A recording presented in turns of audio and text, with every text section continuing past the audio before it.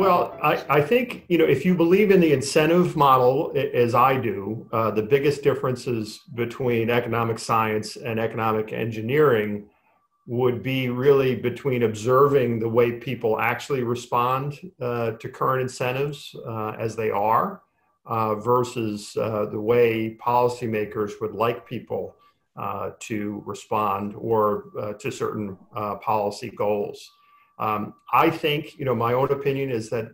economists in general, social scientists in particular, tend to have quite high opinions of themselves. And so there's a very strong tendency to want to change behaviors and to tinker. And I would say that in free societies, this is a very tricky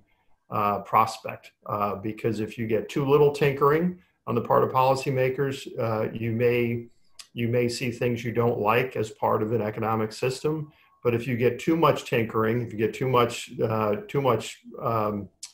support, let's say from economists, or too much help from economists,